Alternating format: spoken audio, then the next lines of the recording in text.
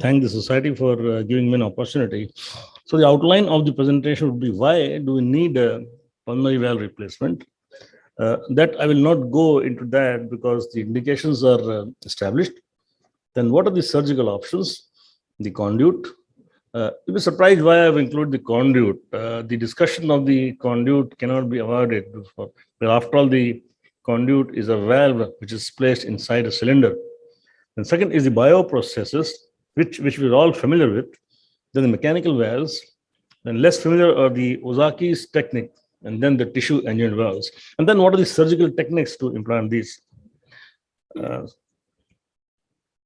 So the indications for the pulmonary valve replacement would be with the primary TOF repair when you have the older patients with pulmonary stenosis, with patients in whom there is the TOF with absent pulmonary valve who have got free pulmonary regurgitation, and then patients with pulmonary atresia where you would like to put a conduit and with a valve inside it. Then the development of the late pulmonary regurg after the TOF repair, and that is now in the current day practice the commonest indication. Then patients with truncus arteriosus who have a conduit and who need a valve. Then in patients with Ross procedure, and then patients with the carcinoid syndrome. So these were the established indications.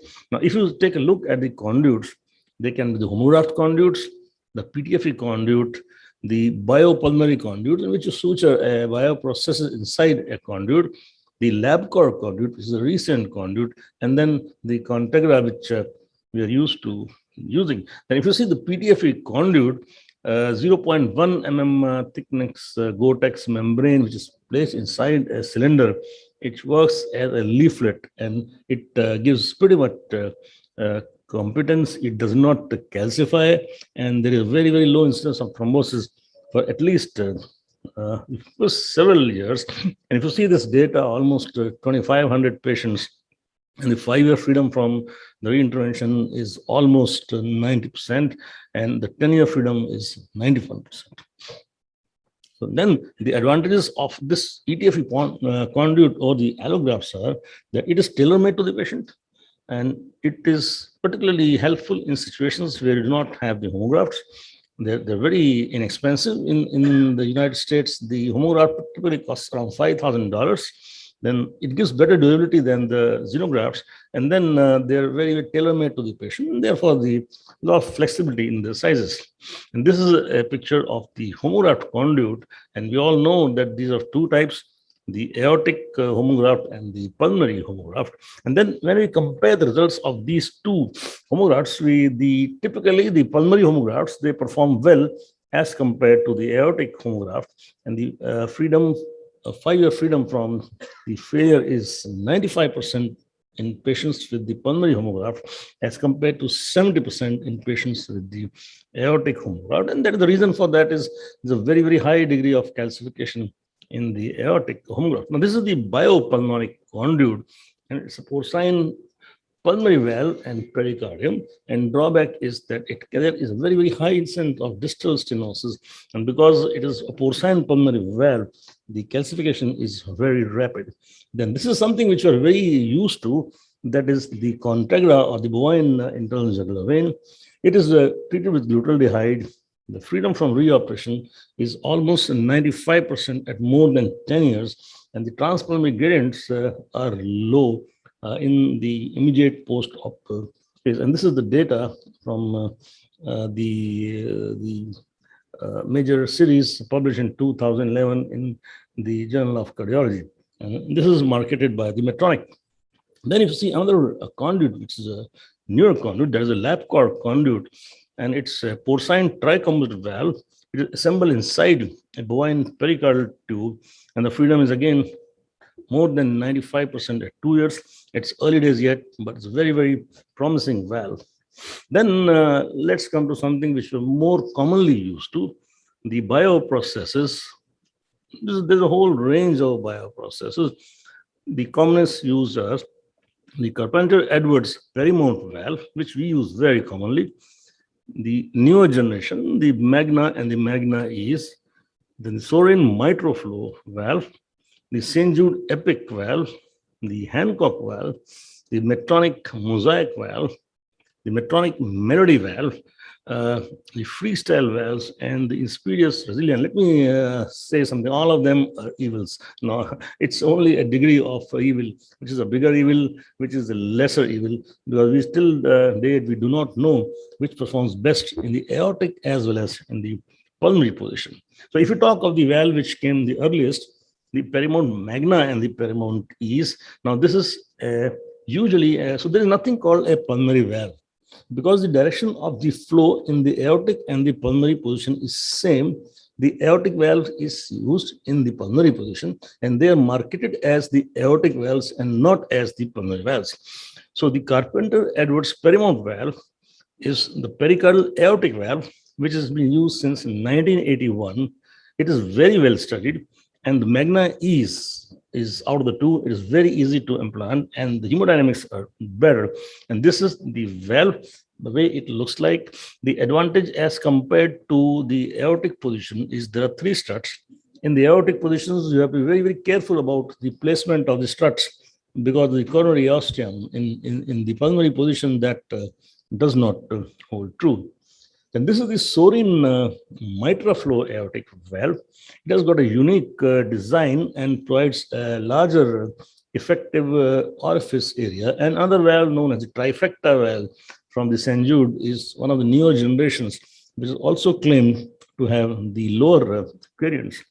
Then you have the St. Jude BioCore and the EPIC valves, which are preserved in glutaldehyde, therefore sign, and it is identical to the BioCore valve, except that it is the treatment is in a different form, so it has advanced it to have a better long-term durability. Then another valve is the Metronic Mosaic valve, which is a porcine root, and then it is mounted on a stent, and then it is also claimed to have a long-term. Now, this is the really latest valve which has come in the market, and this has actually come as an aortic valve, which is the Inspirious Resilia valve. Mind you, this valve is very, very expensive. It's almost 5 lakhs, and it's a pericardial valve with a flexible stent, and this was first launched in 2017. It has a unique anti-calcification method. It's dry stored, and there's no need of rinsing before the implantation, which is in contrast to the other bio processes. And if you see the results in the pulmonary position, the two early days, 21 patients for 2 years, and there's no data at 5 years, and the freedom from reoperation is 100%. And if you take a look at the results in the aortic position at 5 years, none of the patients has still undergone a reoperation, and the freedom from the events is 100%. So none of the patients has had any adverse event. So overall, if you look at the series of bioprocesses, you'll find a wide range. And the 10-year freedom from the reintervention is, most of the studies is from 50% to 80%. And the age and the bioprocesses implantation is a risk factor for intervention. You put them in a younger age group, then they tend to degenerate fast. And the other thing is that the pericardial tissue is much more superior to the porcine tissue. Now, this is another large series in which a homograft has been compared to a bioprocessor, and you will see that the homografts have shown significantly lower transpulmonary systolic pressure decrease, and the 9-year freedom from structural valve deterioration and reintervention is higher in the homograft as compared to a bioprocessor. Therefore, if a homograft is available, then that would be the choice of the valve. And if you again look at the data of the valves, then you'll find that the pulmonary regurgitation, it develops a minimum in a homograft. Then the pulmonary valve systolic pressure drop. If you see, there is a lot of changes there, and then it's too much in a Hancock. The follow-up duration is almost equal for all the valves, and the systolic pressure drop occurs more in the other types of valve, and besides it is the Hancock type of valve. So that argues upon the types of the valve. Probably one of the differences in this comparison is that the Hancock valve has been around for a long period of time. And if you see that this is the freedom from structural deterioration or intervention, again, in patients receiving the homografts versus the bioprocesses, and you'll find that the homografts, they do perform the best. And then this is followed by the pericardial valves, and then this is followed by the porcine valves. And then if you see the comparison with respect to age, as the age of the patients is younger and as the follow-up period increases, then you'll find that the structural deterioration is much faster. So if you see the degree, the amount of follow-up and the patient less than 30 years of age, and the patients with who require the re-intervention, it gradually increase. Now, if you talk of the mechanical processes now, you'll be intrigued about the use of the mechanical processes in the pulmonary position, something about which I have a lot of differences with Dr. Kothari. And then you have the three main types of the valves. One is the St. Jude reagent valve. Second is the Onyx valve, which requires very, very low INR. The third is the tilting disc valve, that is Chitra valve. And these valves are again meant for the aortic position where thrombosis is less than the pulmonary position. But yes, definitely it occurs in the pulmonary position, but it definitely confers some advantages. And if you see the data at 2 years, if you maintain an INR of around 3, there has been no reoperation at 2 years at a mechanical in the valve during a median follow-up of 2.2 years in 52 patients. That is very encouraging. As long as you keep an INR around 3, and in another series of 27 patients, only one process's reimplantation has been required at 14 years. And then in one of the largest multi-center studies of 364 patients with a mean follow of nearly 5 years, the 10-year freedom from reoperation is 91%. And that beats even bioprocesses. And if you see here, the mechanical processes versus the bioprocesses, there are no statistically significant differences in the incidence of reoperation and the freedom from events. The advantages are that you do not need the frequent reoperations. And in a country like ours, if the patient is able to maintain an INR, then there is no question about their the affordability as compared to a reoperation. However, it must be said that both these valves are equal, and per se, the mechanical valves do not confer any hemodynamic advantage over the bioprocesses. And the AIMS experience for that is now been currently updated. So these are the 26 patients. Now, if I add up my own patients, this becomes around 26. And I found that the INR in the mechanical group was around 3, in the bioprocess around 2, and there has been no mortality in either group. The valve thrombosis has occurred in one patient in the mechanical group, the infective endocarditis, one patient in the bioprocesses group. There have been no reoperations, and there have been no differences in the graduation, the gradients and the indices of RV functioning. So therefore, we did conclude that a strict adherence to anticoagulants justifies the safety profile, efficacy of the mechanical valves in the pulmonary position with similar relief of the aortic obstruction in both types of the valves. Then the Ozaki's technique, which we saw yesterday, that is primarily meant as a way to reconstruct the aortic valve in patients with the aortic stenosis, has also been used in the pulmonary valve, especially in the presence of the infective endocarditis. And it has got the excellent biocompatibility, and the outcomes have been described to be very good.